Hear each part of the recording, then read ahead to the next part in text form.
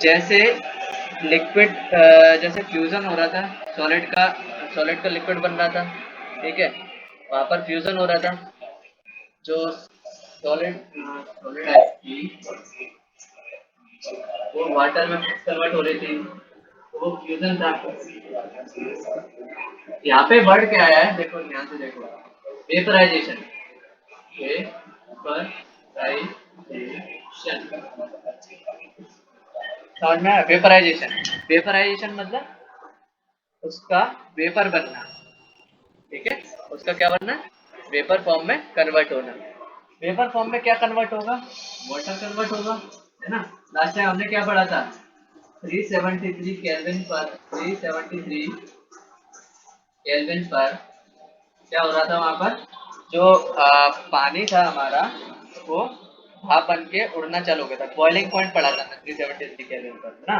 तो अब यहाँ पर क्या हुआ, जो एक होता है बॉयल होना, ठीक है, एक होता है बॉयल होना, फिर होता है बॉयल होके उड़ना चालू होना, फिर देखते हैं अपन पानी कम होने लग जाता है, जो अपनी पतीले में पानी भरा हुआ होता है, अपन जो पतीले में पानी लेते हैं वो पानी कम होने लग जाता है, मतलब वो वेपर बन के उड़ने लग जाता है। तो जब पानी का, जैसे फिर से रिकॉल करते हैं उसको, सबको सुनाई दे रहा है ना, सब साफ सुनाई दे रहा है ध्यान से। Yes, sir. जैसे हमने लेटेंट हीट में क्या था, जो सॉलिड आइस थी वो उसकी मेल्टिंग की प्रोसेस को शुरू कर रही थी जस्ट, तब हम कैलकुलेट कर रहे थे लेटेंट हीट की वजह से हो रहा था वो चीज, वहां पर जस्ट बिल्कुल शुरू हो रही थी वो चीज, वहां पर जैसे ही शुरू हो रही थी, वैसे ही वाटर जब वेपर बनना शुरू होगा, बिल्कुल जैसे पानी उड़ना चालू होगा, वेपराइज होना चालू होगा, वो जिस एनर्जी की वजह से होगा, जिस वजह से होगा, वो लेटेंट हीट ऑफ वेपराइजेशन होगा।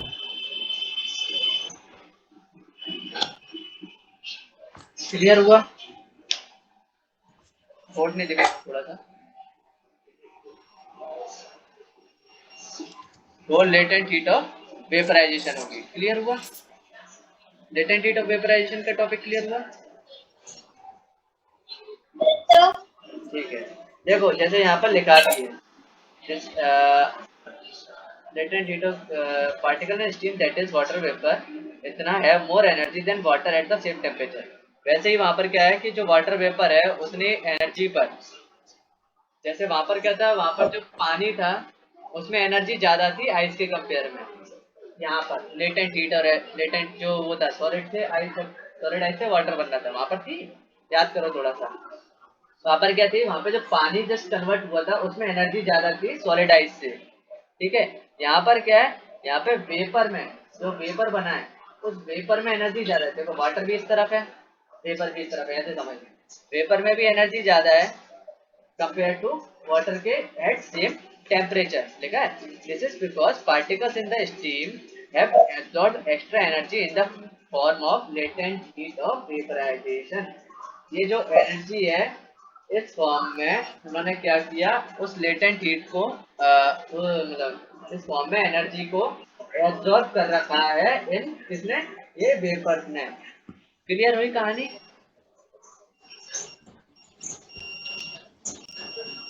Yes, sir. दीपक क्लियर हुई कहानी? दीपक, ऋतु, करनदीप, क्रिश, टाइप करके भेजो, टाइप करके भेजो, अगर आवाज नहीं पहुंच रही मेरे पास तो टाइप करके भेजो, जिसको बंद है माइक बंद है, टाइप करके भेजो, ठीक है। और कोई डाउट, अभी तक कोई डाउट इतने में लेटेंट हीट ऑफ वेपराइजेशन में, बता फटाफट।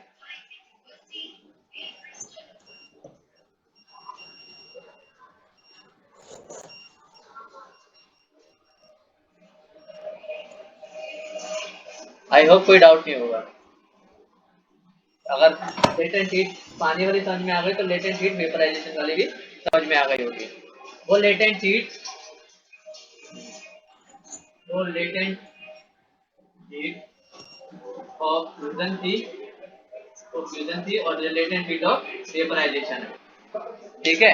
इस चीज को लिख लो, जो भी मैं बोर्ड पे लिख रहा होता हूँ ना, इस चीज को लिख लो। अब तुम लोग क्या है कि तुम्हारी सीनियर सीनियर सेक्शन में पहुंच गए हो, 9th क्लास में आ गए हो, तो अब तुमको ऐसे ही पढ़ना पड़ेगा, ठीक है।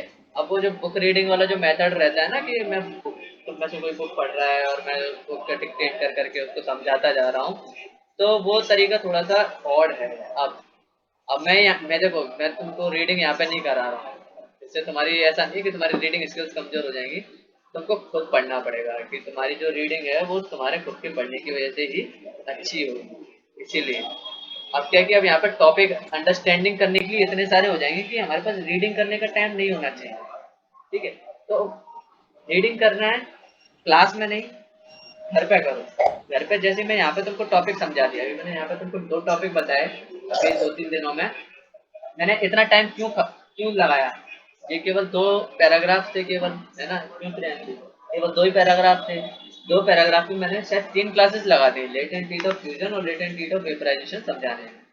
मेरे हिसाब से 3 क्लासेस मैंने इसमें इतने में लगाई है। समझ में आ जाना चाहिए, आई होप। ठीक है, तो अब हमको पता चलता है यहाँ पर कि अगर हम टेम्परेचर बढ़ाते हैं तो हम चेंज ऑफ स्टेट कर सकते हैं मैटर का। कि सॉलिड स्टेट में जब अगर हम हीट दें तो लिक्विड स्टेट बन जाएगा, और लिक्विड स्टेट में अगर हम कूल करें तो सॉलिड स्टेट बन जाएगा। ये बना हुआ है यहाँ पर पेज नंबर 7 पर। तो वैसे लिक्विड स्टेट में अगर हम हीट दें तो गैसेज स्टेट बन जाएगा, और गैसेज स्टेट को अगर हम कूल करें तो लिक्विड बन जाएगा। देखो मेरी बातों को जवाब दो पहले फटाफट। ठीक है, पलक Yes, sir. तक इतना समझ लो। देखो पेज नंबर 7 पर कि जो सॉलिड स्टेट है, देखो उसमें एरो बना हुआ है, बॉक्स देखो।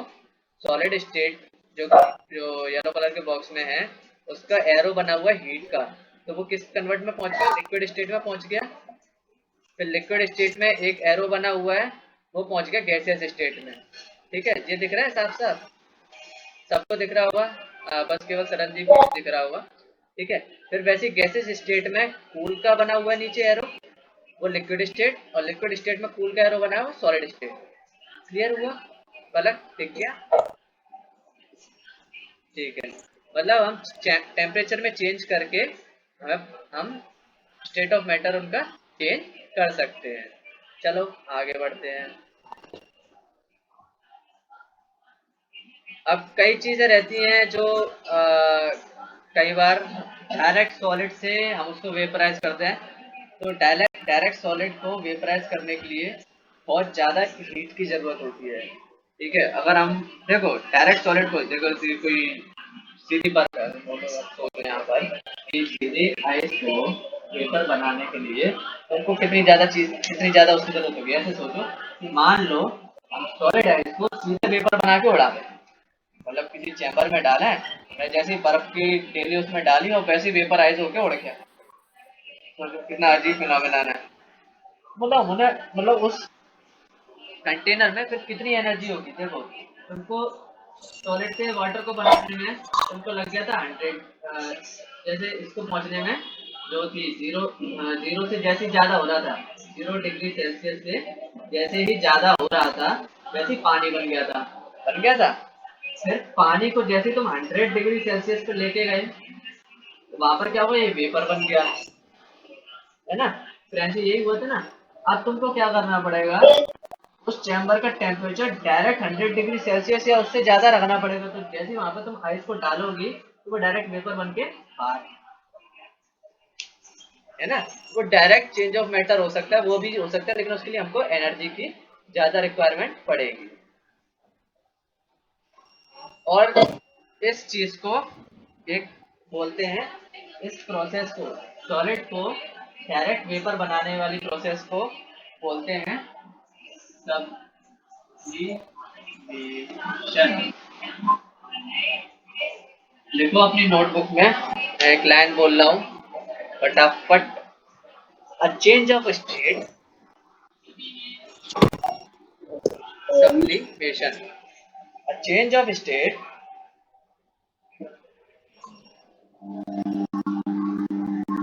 लिखो लिखो, लिख रहे हो सारे? फटाफट लिखो।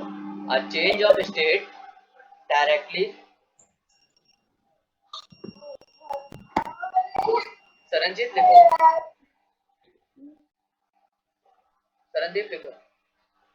A change of state directly from solid to gas. A change of state directly from solid to gas, solid to gas without changing देखा है ना प्रियांशी? अच्छा, इसके बाद क्या था? A change of state, STATE, a change of state,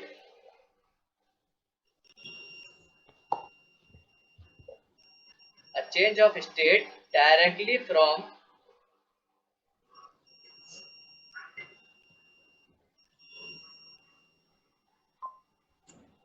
a change of state directly from solid to gas. क्या solid to gas, Priyanshi? Yes, sir. Directly from solid to gas without changing, आवाज साफ आ रही है ना? Without changing, without changing into liquid,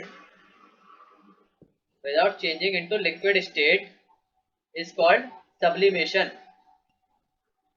So without changing into so उसके बाद क्या लिखा है sir? Without changing into liquid state, liquid state, Yes, sir. liquid state is called sublimation.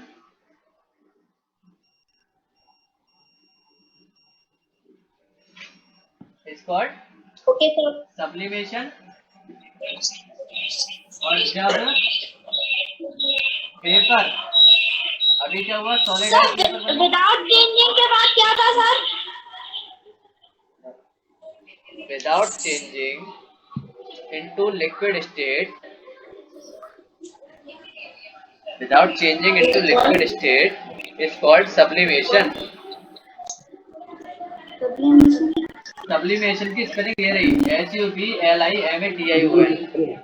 ठीक है, ये एक प्रोसेस हुई आइस से जब वो वेपर बना.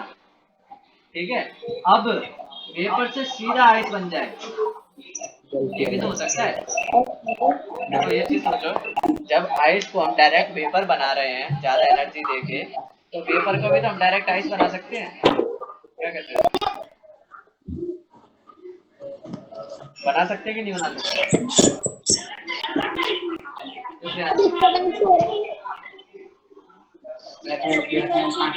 पलट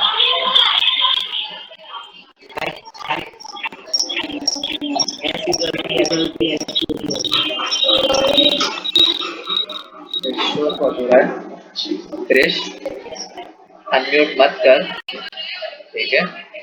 तेरे वैसे आवाज पूरे में घूम जा रही है, गोल गोल गोल गोल, मत कर.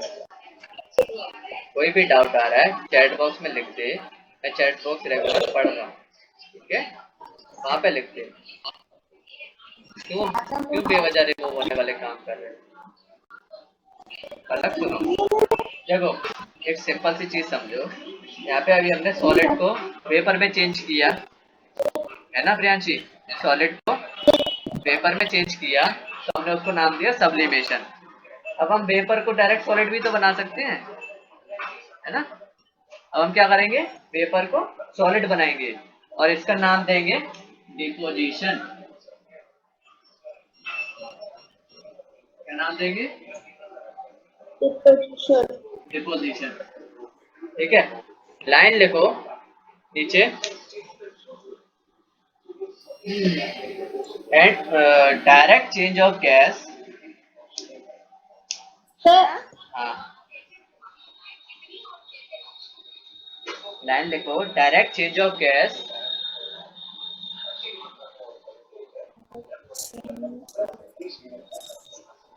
सरदीप, लाइन लिखो, direct change of gas, direct change of gas लिख दिया Deepak? To solid, yes sir. Direct change of gas to solid without changing into liquid.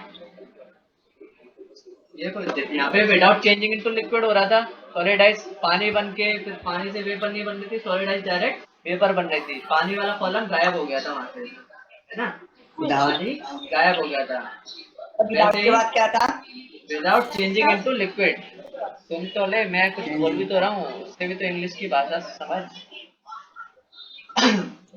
यहाँ पे हम पहले सॉलिड आइस को डायरेक्ट वेपर बना रहे थे, अब वेपर को डायरेक्ट सॉलिड आइस बनाएंगे.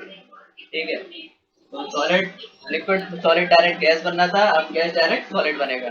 तो जब is called deposition without changing into liquid is called deposition. Deposition use करेंगे। इसका लिखते हैं। प्लीज बताइए। देखो, direct change of gas to solid. अरे राम जी रे। Position.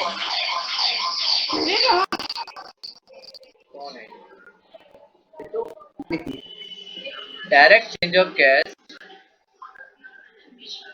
into yes sir. into solid without changing into liquid is called deposition। ठीक है, क्लियर सबको? डिपोजिशन और सब्लिमेशन। Yes sir. ठीक है, अब आगे जो टॉपिक है वो है effect of change of pressure. बता रहा हूँ, अगला जो टॉपिक है 1.4.2 उसका नाम दिया गया है। अभी देखो, अभी तक हमने क्या पढ़ा था? अभी तक हमने पढ़ा कि सर अगर हम टेम्परेचर को चेंज कर देते हैं तो सॉलिड लिक्विड बन जाएगा, और लिक्विड वेपर बन जाएगा, लिक्विड गैस बन जाएगा, और गैस लिक्विड बन जाएगी, या लिक्विड सॉलिड बन जाएगा। ये देखा था अभी हमने, टेम्परेचर की वजह से ये चेंज आ रहा था, है ना, कि टेम्परेचर ऐसे ऐसे बदल रहा था तो वो चीज अपने अपने स्टेट ऑफ मैटर चेंज कर रही थी। अब जो आगे पढ़ेंगे वो है इफेक्ट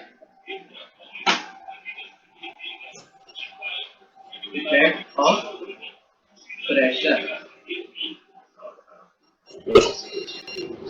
क्या पढ़ेंगे हम? Effect of pressure. अभी हमने इफेक्ट ऑफ टेम्परेचर देखा था कि टेम्परेचर के चेंज करने से क्या हो रहा था। अब हम देखेंगे यहाँ पर कि प्रेशर के चेंज करने से क्या होता है। इफेक्ट ऑफ प्रेशर कह लो या फिर effect of change of pressure कह लो, ठीक है। Effect of change of pressure कर लो, प्रेशर का तो कुछ ना कुछ असर रहेगा ही, ये तो जाहिर सी बात है। अब यहाँ पे पता है कौन सी लाइन वाली, कौन सी वाली लाइन क्लियर होगी हर बार तुम्हारी? जैसे हर बार वो बोल रहे थे ना एटमॉस्फेरिक प्रेशर, देख रहे थे हम हर बार पढ़ रहे थे प्रियांशी कि एटमॉस्फेरिक प्रेशर क्या है, देख रहे थे ना, हर बार वो वाली लाइन आ जा रही थी। वो लेटेंट हीट में भी लिख रहे थे एट एटमॉस्फेरिक प्रेशर, लिख रहे थे,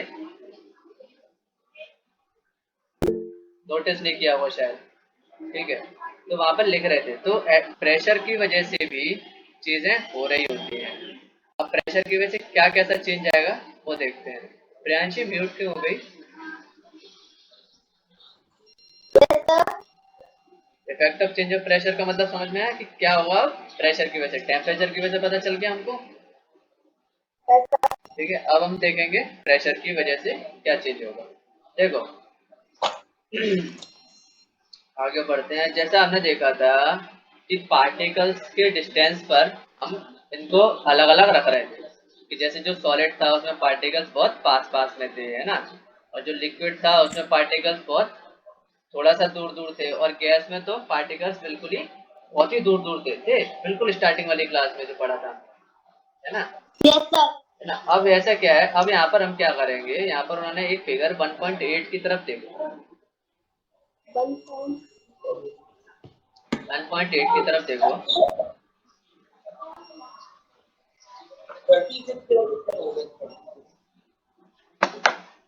देख लो सब 1.8 की तरफ। Yes sir. उसमें देखो, उसमें उन्होंने क्या किया है, एक सिलेंडर बनाया है और ऊपर से पिस्टन लिखा है, एक सिलेंडर लिखा है उसमें, एक पिस्टन लिखा हुआ है उसमें लिखा है, और एक डायग्राम बना है, डायग्राम 2 है, डायग्राम 3 है, एरो एरो बन के 3 बने हुए हैं, बने हैं। एक पहला है, उसकी पोजीशन कुछ ऐसी है भाई, ये है, उसमें मॉलिक्यूल ऐसे हैं, और इसमें ये पिस्टन का वो बना हुआ है ऐसे। अभी बता दो पिस्टन क्या है, सिलेंडर क्या है, और कई बार ये नहीं पता होता कि पिस्टन सिलेंडर क्या चीज होती है, ठीक है, फिर बताता हूँ मैं ये क्या है। तो पहला डायग्राम कुछ ऐसा है? Yes sir. दूसरा डायग्राम में ये जो पिस्टन है ये थोड़ा और पास आ गया है,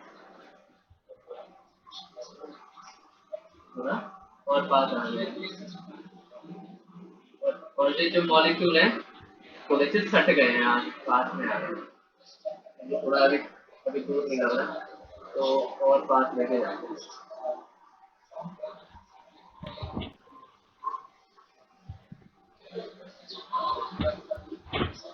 ठीक है, ये पिस्टन हो गया।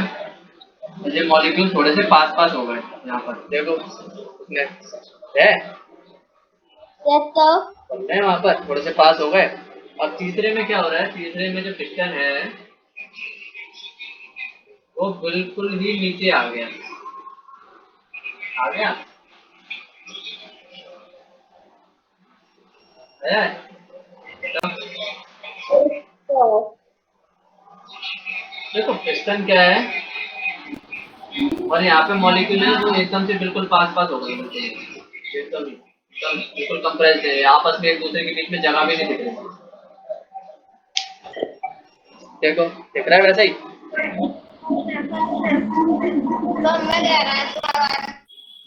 क्या सर थोड़ा डिस्टर्ब हो रहा है। डिस्टर्ब हो रहा किस किस, अभी साफ हो गया हुआ, अभी बीच में आया था डिस्टर्बेंस। क्लियर हुआ अभी, आवाज साफ हो गई। Yes, sir. देखो पिस्टन और सिलेंडर का मतलब समझो। ये पिस्टन है, देखो सरदीप डायग्राम बना लो, डायग्राम बना लोगे तो तुमको क्लियर हो जाएगा क्योंकि तुम्हारे पास बुक है। ये पिस्टन है, ये देखो सिलेंडर सिंपली एक स्ट्रक्चर है सिलेंड्रिकल शेप का। ठीक है, जैसे तुम्हारा कोई भी बर्तन हो गया, तुम्हारा गिलास समझ लो। ठीक है, जैसे ये है, ये मेरे पास सैनिटाइजर की ये वाली बोतल है। ठीक है, इसको फिट और उसमें इसको पता है ठीक है, ये एक सिलेंड्रिकल है। ये जो बोतल है इसके अंदर लिक्विड भरा हुआ है, एक सिलेंड्रिकल शेप हो गया। सिलेंड्रिकल शेप ऐसे ही होता है। ठीक है, तो सिलेंडर कुछ ऐसे ही समझ, Yes, sir. सिलेंडर कुछ ऐसे ही समझ। ठीक है, अब अब ऐसा करो कि इसका ऊपर वाला पोर्शन हटा दो। इसका मैंने ऊपर वाला ये वाला पोर्शन हटाया, और हटा के क्या किया, एक वो होता है जो पाइप टाइप का यूज होता है, जो कंप्रेस्ड पाइप के लिए यूज करते हैं, जैसे हेडपंप देखे किसी ने, हेडपंप पुराने हेडपंप चलाए हैं तो घर पे अपने यूज करते थे नल वगैरह में लगा के। मैंने चलाया। तो उसमें क्या रहता है, उसमें बाइसर रहता है ऐसा गोल सा, ऐसा स्ट्रक्चर का बाइसर रहता है जो पानी को खींचने के काम आता है ऐसा। या फिर वो देखा हो किसी ने कार्टून वगैरह में देखा हो, तो प्लंजर रहता है ऐसा, ऐसा स्टिक रहती है उसके पीछे, और आगे से ऐसा रहता है, रहता है ऐसा, जो ऐसे ऐसे पकड़ के खींचने के काम आता है, रहता है प्लंजर। नहीं आया समझ में कैसा होता है ये, मूवी का एग्जांपल, सर मैंने देखा है। मूवी का एग्जांपल थ्री इडियट्स देखी है तुमने, बताओ तुमने थ्री इडियट्स देखी है, कोई है ऐसा, Yes, sir. किसी ने नहीं देखी है, कोई है ऐसा, कोई, सबने, सभी ऐसे सबने देखी है थ्री इडियट। अब थ्री इडियट्स में मूवी के बिल्कुल लास्ट में चलते हैं, जब भाई साहब ऑपरेशन हो रहा होता है। ठीक है, she is about to deliver a baby, और वो एक मशीन बनाता है। ठीक है, और उसमें एक प्लंजर टाइप का लगाता है, उसमें प्रेशर कैलकुलेट करता है ताकि वो बच्चे के सर को पकड़ के खींचने के लिए लगाता है। उसमें वैक्यूम क्लीनर से, वैक्यूम क्लीनर के उसमें लगाता है, हेड पर एक लगाता है प्लंजर टाइप का लगाता है, So, वो होता है प्लंजर। ठीक है, अब समझ में आ गया क्या कहानी है।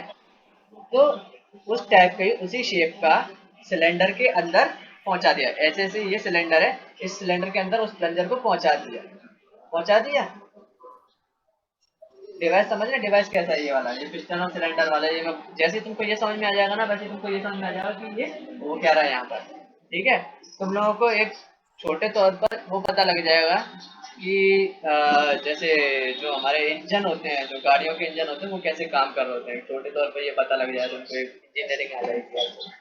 ठीक है, बस बताते चलना, यस और नो बोलते चलना कि ये समझ में आया कि नहीं आया।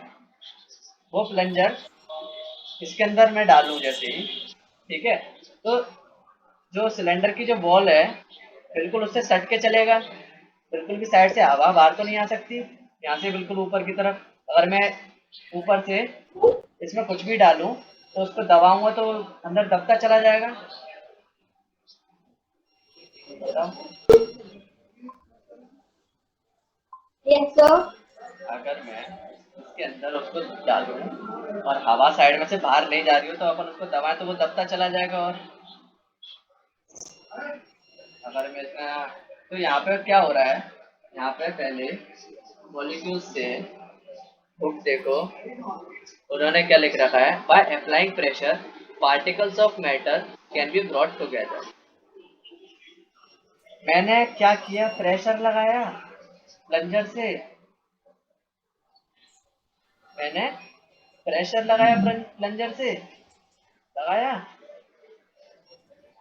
जैसे ही मैंने प्रेशर लगाया तो क्या हुआ, ये जो पानी था, जैसे मान लो ये पानी है, ये तो लिक्विड है, लिक्विड है तो ये तो इतना नहीं दबेगा, लेकिन अगर ये खाली है तो दबता रहेगा। मैं उसको दबाता रहूँ खींचता रहूँ, दबाता रहूँ खींचता रहूँ, आराम से हाथ होता रहेगा वैसा। तो वैसी असेंबली है ये पिस्टन और सिलेंडर की। ये सिलेंडर है ऐसा, और ये पिस्टन है जो इसकी पूरी वॉल से चारों तरफ इसकी वॉल से ऐसे पैक है। यहाँ से हवा, यहाँ से कुछ भी ऊपर की तरफ नहीं जाता, ठीक है, सब यही रहेगा। इतने में ये पैक है, बिल्कुल सील है ये वाली जगह, ठीक है। अब क्लियर हुआ थोड़ा सा समझ में आया ये कहानी। Yes, अब जैसे ही इसको और दबाया, इस पे थोड़ा सा फोर्स लगाया और इसको डाउनवर्ड डायरेक्शन में और प्रेस किया, देखो ये पहले इस पोजीशन पे था, देखो ये पहले इस पोजीशन पे था यहाँ पर, ये डॉटेड लाइन से बता रहा हूँ, यहाँ पे पहले इस पोजीशन पे था, फिर मैंने उसको फोर्स लगाया और इस पोजीशन पे पहुंचा दिया, पहुंचा दिया। लाइन थोड़ी सीधी नहीं बन रही है, दिख रहा है सबको। yes, sir. इसको पिस्टन को मैंने इस पोजीशन पे पहुंचा दिया, इस पोजीशन पे पहुंचाने के बाद में फिर मैंने इसमें और फोर्स लगाया और ये इस पोजीशन पे पहुंचा दिया। पहले किस पोजीशन पे था, इस पोजीशन पे, फिर वो इस पोजीशन पे पहुंच गया, दबा के लगा दिया, दबा के हमने उसको गहराई में दबा के उस पोजीशन पे पहुंचा दिया। पहले प्रेशर का समझ लिया, प्रेशर का मतलब हमने यहाँ पे प्रेशर लगाया और ये नीचे हो गया, ठीक है। Yes, sir. अब ये नीचे तो हो गया, लेकिन नीचे होने के साथ साथ ये जो मॉलिक्यूल्स थे, यहाँ पर अभी इनको इतनी जगह मिल रही थी, इसको इतनी जगह, ये यहाँ जा रहा था, ये यहाँ जा रहा था, ये यहाँ जा रहा था, ये वाला, अब वो पास में नहीं जा पा रहा है, यहाँ पर जाने पे यहाँ पे किससे टकरा जा रहा है। अभी ये वाला यहाँ पे भी जा सकता है, वहाँ पे भी जा सकता है, वहाँ पे भी जा सकता है, लेकिन ये यहाँ पे ज्यादा नहीं घूम पा रहा, नहीं घूम पा रहा ना ये वाला मॉलिक्यूल। फिर उतने ही अमाउंट को, जैसे मान लो ये 10 ml है, 10 ml ही यहाँ पर है, 10 ml ही यहाँ पर है, लेकिन प्रेशर लगाने पे ये 10 ml आपस में और पास पास हो गया, समेट गया, समेट समेट लिया गया यहाँ पर, और पास पर और प्रेशर लगाया तो ये यहाँ पर समेट जाएगा और ज्यादा। ये जो समेटना हुआ उसके जो पहले स्टेट ऑफ मैटर था, उसके पार्टिकल्स का, पार्टिकल से मिलकर बना हुआ कोई भी स्टेट हो, चाहे सॉलिड हो, चाहे लिक्विड हो, चाहे गैस हो, चाहे सॉलिड हो, चाहे लिक्विड हो, चाहे गैस हो, उसको समेट समेट के पार्टिकल्स को हम पास में ले आए। अब प्रेशर फ्रेंच इतना समझ में आया, सबको इतना समझ में आया। यस सर नो बोलो पहले फटाफट, फिर आगे की लाइन बताना। Yes, sir. आगे इतना, देखो अब आगे अब आगे कहानी ये है, जैसे ही ये हो गया, अब देखो वापस जाओ पीछे, जहाँ पे मॉलिक्यूल में ज्यादा गैप होता था वहां तो गैस होती थी, गैस गैस होती थी पहले, फिर थोड़ा सा कम जगह होता था तो वहां पे लिक्विड होता था, और जहाँ पे बिल्कुल जगह नहीं होती थी पार्टिकल्स के बीच में वो सॉलिड होता था। तो यहाँ पे हमने गैस को 10 ml गैस को 10 ml सॉलिड में बदल दिया, क्या कहते हो, बता ब्रांच हुआ कि नहीं हुआ ऐसा। Yes, sir. ऐसा हो गया। हमने क्या किया, पहले तो हम टेम्परेचर से बदल रहे थे। पिछला जस्ट पहले वाला टॉपिक देखो, हमने उसमें क्या किया, टेम्परेचर से उसको सॉलिड से गैस बनाया। अब वो टेम्परेचर की जगह पे अब हम प्रेशर का यूज करके उसको गैस से सॉलिड बना दे रहे हैं। अब जैसे मान लो ये प्रेशर में हमने इसको सॉलिड बनाया है, जैसे ही हम इसको छोड़ देते हैं, हम इस पे फोर्स लगाना बंद कर देते हैं, एक कॉर्नर वाले पे 3 नंबर पे, 1 2 3 नंबर वाले पे जैसे ही हम फोर्स लगाना बंद कर देते हैं तो ये अपनी पोजीशन को वापस गेन करना चाहेगा और ये ऊपर की तरफ आएगा। जैसे हम इसको ऊपर की तरफ लेके आते हैं तो ये वापस इनको जगह मिलने लग जाएगी, इन पार्टिकल्स को, और इनको जैसी जगह मिलेगी ये सॉलिड वापस से गैस बन जाएगा। क्लियर हुई कहानी ओरल भाषा में? समझ में आया सबको? सबको सबको आ गया? ठीक है। ठीक है, अब वो ही चीज उन्होंने बुक में क्या कर रखा है, लैंग्वेज में लिख रखी है। देखो पढ़ते हैं अब आगे वाली लाइन को।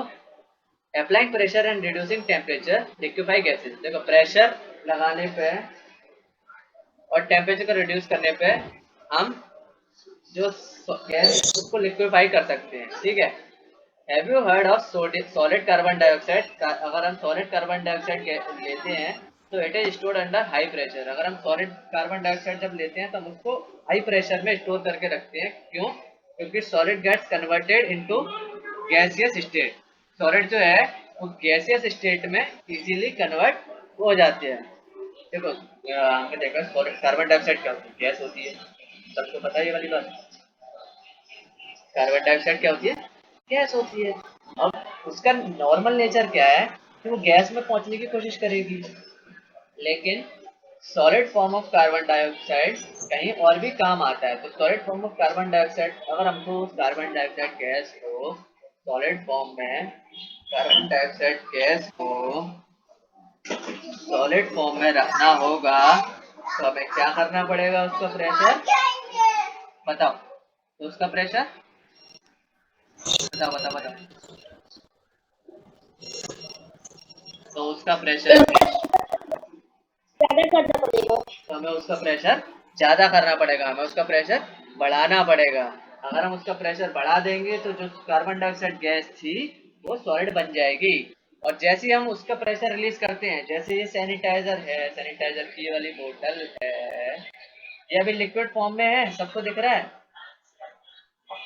सबको दिख रहा है? अब जैसे मैं सैनिटाइजर को अपने हाथ पे लेता हूँ, ठीक है, अभी मेरा हाथ गीला हो गया, ये लिक्विड फॉर्म से लिक्विड फॉर्म में मेरे हाथ पे आया। अब इसको क्या मिला, अभी ये प्रेशराइज्ड बोतल में पैक है, ठीक है। अब जैसे ही इसके प्रेशर से निकला ये उड़ना चालू हो गया, ये उड़ना चालू हो गया, मेरे हाथ पे उसको कुछ टेम्परेचर मिला और ये गायब हो गया। आप देखते हैं सैनिटाइजर अपने हाथ से कैसे गायब हो जाता है। तो ये वही प्रोसेस हो रही थी अपनी डेली लाइफ में, ये चीज हो रही होती है। अब इसका सबसे बेस्ट एग्जांपल है तुम्हारा जो घर में एलपीजी गैस का सिलेंडर रखा हुआ है, उसके अंदर देखो एलपीजी का फॉर्म क्या होता है, लिक्विफाइड पेट्रोलियम गैस। क्या होता है उसका फॉर्मूला, लिक्विफाइड पेट्रोलियम गैस। मतलब वो लिक्विड फॉर्म में होती है, सिलेंडर के अंदर वो पानी जैसा रहता है, लिक्विड स्ट्रक्चर होता है। अगर हम उसको ऐसे ऐसे हिलाएंगे सिलेंडर को तो हमें उसमें से आवाज आएगी थोड़ी बहुत पानी की, ठीक है। ये ऐसा अक्सर तब होता है जब थोड़ी सी गर्मी या नहीं थोड़ी सी ठंडक होता है, टेम्परेचर तब होता है, तो उसमें से थोड़ा थोड़ा पानी बचता है, ठीक है। थोड़ा सा सुनना उसको, लिक्विड फॉर्म में होता है। जैसे ही हम उसका नोजल प्रेस करते हैं, सेंटर वाला जैसे प्रेस करते हैं, फट से गैस बाहर आती है। क्यों आती है बाहर? क्योंकि उसका नॉर्मल नेचर है, उस गैस का नॉर्मल नेचर है, उसका उसका जो नॉर्मल फॉर्म है वो गैसियस नेचर है, गैसियस स्टेट है उसका, ठीक है। तो वो जैसे गैसियस फॉर्म में आ जाता है, मतलब जैसे हम उसको रिलीज करते हैं तो वो गैसियस फॉर्म में आ जाता है और नेचर में पहुंच जाता है, फैल जाता है। अभी हम उसको क्या कर रखे हैं, अंदर हाईली प्रेशर्ड, हाईली प्रेशर में नहीं होता तो एकदम से उचक के बाहर गैस नहीं आती। क्लियर हुई ये वाली बात सबको? इफेक्ट ऑफ प्रेशर समझ में आया? इफेक्ट ऑफ प्रेशर समझ में आ गया? अब अगली क्लास में मेरे को, अभी मैंने सबको ये दोनों चीजें पढ़ाई हैं। देखो हमने क्या क्या पढ़ा, फ्यूजन पढ़ा, फटाफट से लिख रहा हूँ, जेएनसी को जाना होगा। तो पहले हमने पढ़ा फ्यूजन, पढ़ा जिसमें क्या होता है, मेल्टिंग होती है, ठीक है। फिर क्या पढ़ा था, इवेपोरेशन पढ़ा था, और क्या पढ़ा था, सब्लिमेशन पढ़ा था, डिपोजिशन पढ़ा था, और क्या पढ़ा था, और भी कुछ था पता? और वेपराइजेशन था, हाँ बताओ था, और वेपराइजेशन था, और क्या था,